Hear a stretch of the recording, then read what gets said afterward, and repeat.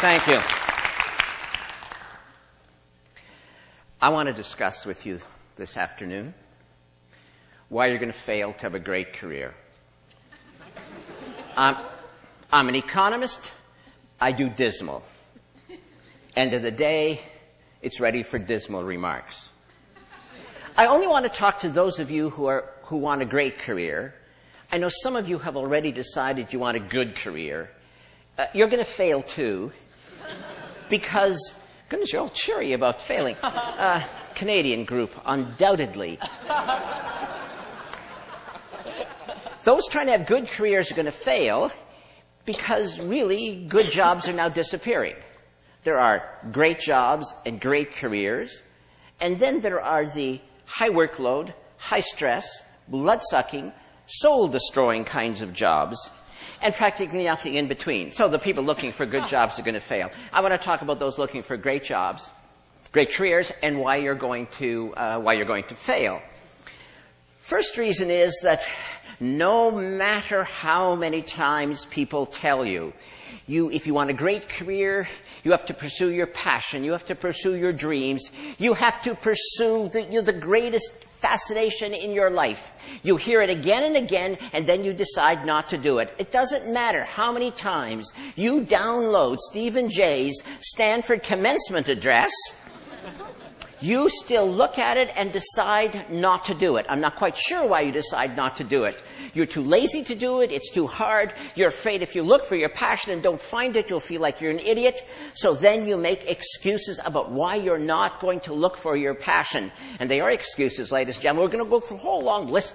Your creativity and thinking of excuses not to do what you really need to do if you want to have a great career. So for example, one of your great excuses is, well, great careers are really and truly, for most people, just a matter of luck.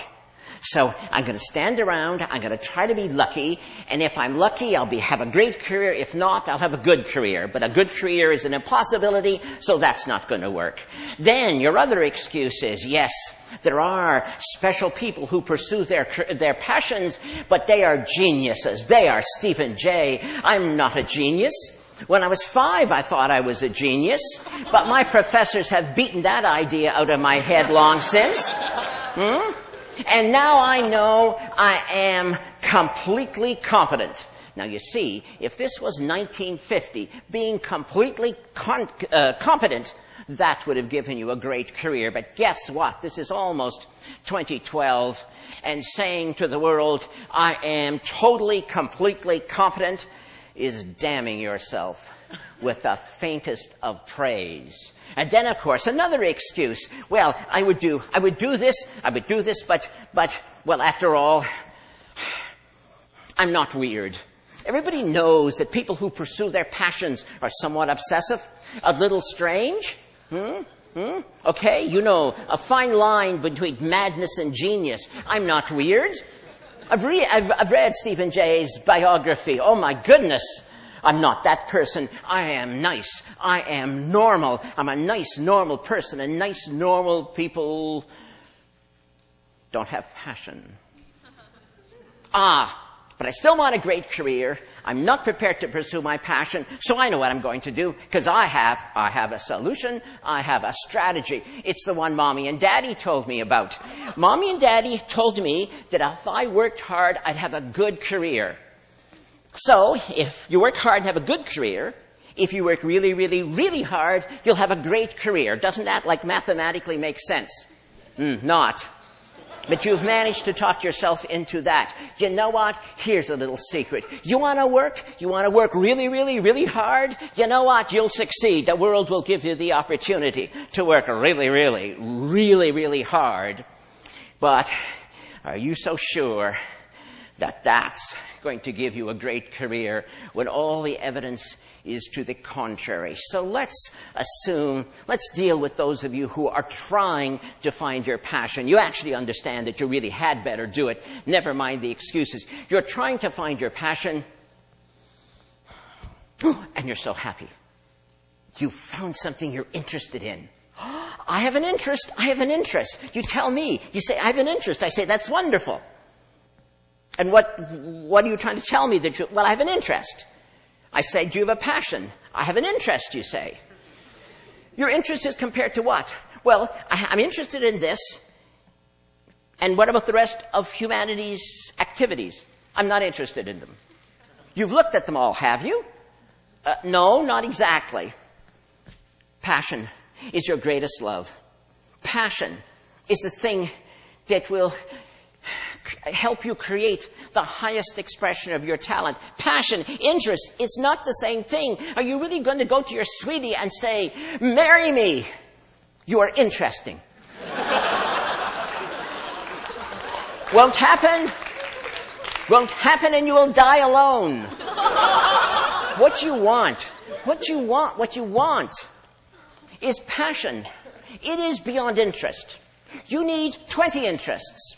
And then one of them might be grab you. One of them might engage you more than anything else. And then you may have found your greatest love in comparison to all the other things that interest you. And that's what passion is.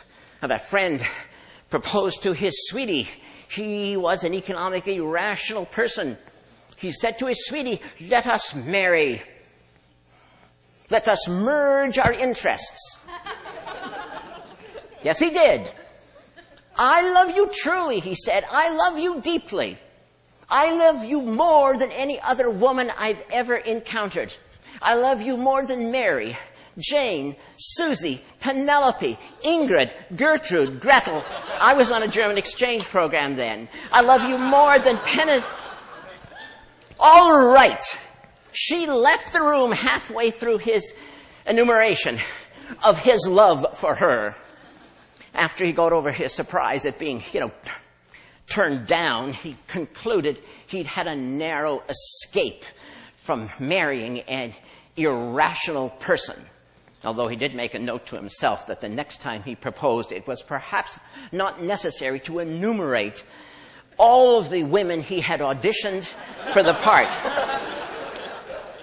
But the point stands. You must look for alternatives so that you find your destiny. Or are you afraid of the word destiny? Does the word destiny scare you? That's what we're talking about. And if you don't find the highest expression of your talent, if you settle for interesting, what the hell ever that means, do you know what will happen at the end of your long life? Your friends and family will be gathered in the cemetery, and there, beside your grave site, will be a tombstone, and inscribed on that tombstone it will say, here lies a distinguished engineer who invented Velcro. But what that tombstone should have said in an alternative lifetime, what it should have said if it was your highest expression of talent, was, here lies the last Nobel laureate in physics, who formulated the grand unified field theory and demonstrated the practicality of warp drive. Velcro indeed. One was a great career. One was a missed opportunity. But then, there are some of you, in spite of all these excuses, you will find your passion. And you'll still fail. You're going to fail because you're not going to do it. Because you have invented a new excuse. Any excuse to fail to take action. And this excuse I've heard so many times. Yes, I would pursue a great career.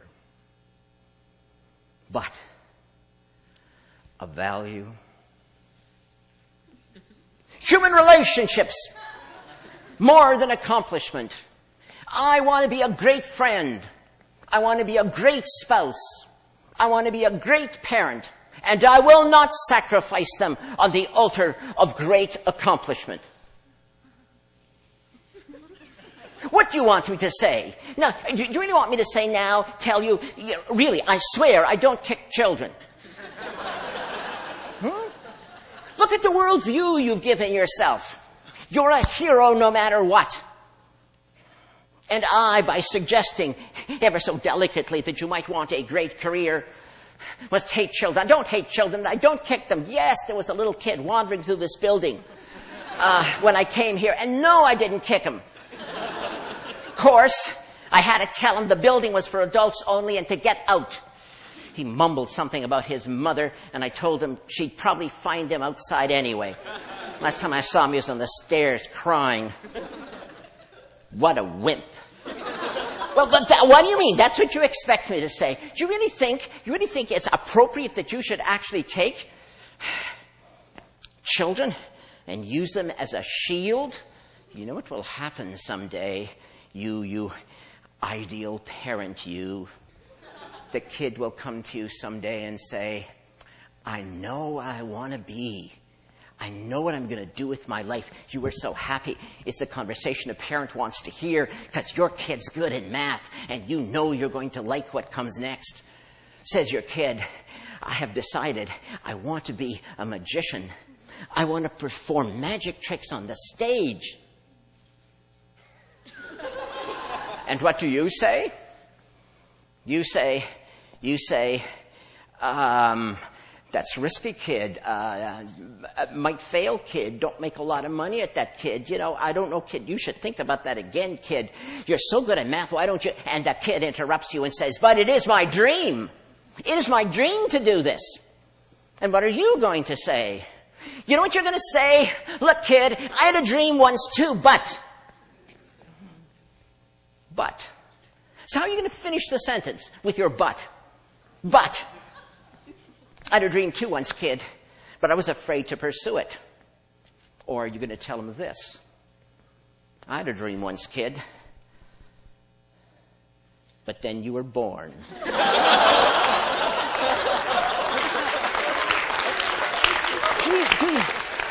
Do you really want to use your family? Do you really ever want to look at your spouse and your kid and see your jailers? There was something you could have said to your kid when he or she said, I have a dream. You could have said, looked the kid in the face and said, go for it, kid. Just like I did. But you won't be able to say that because you didn't. So you can't.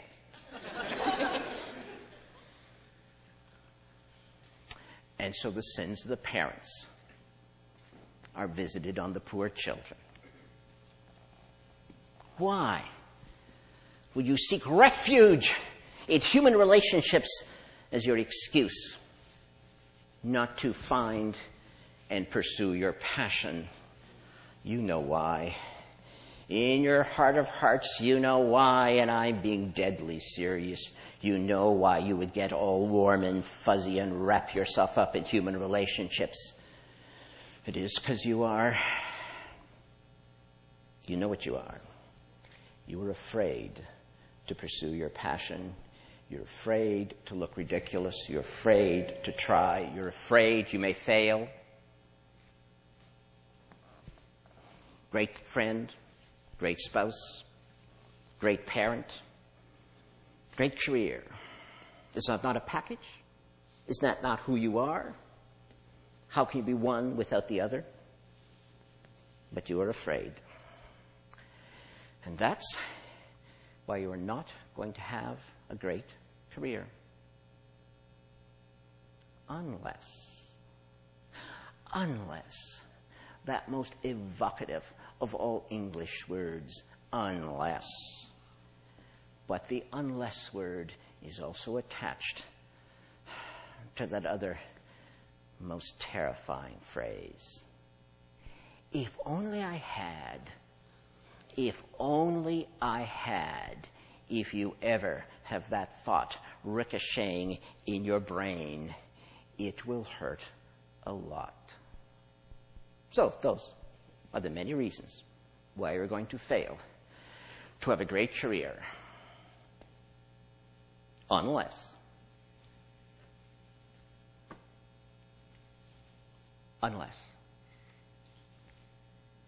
Thank you.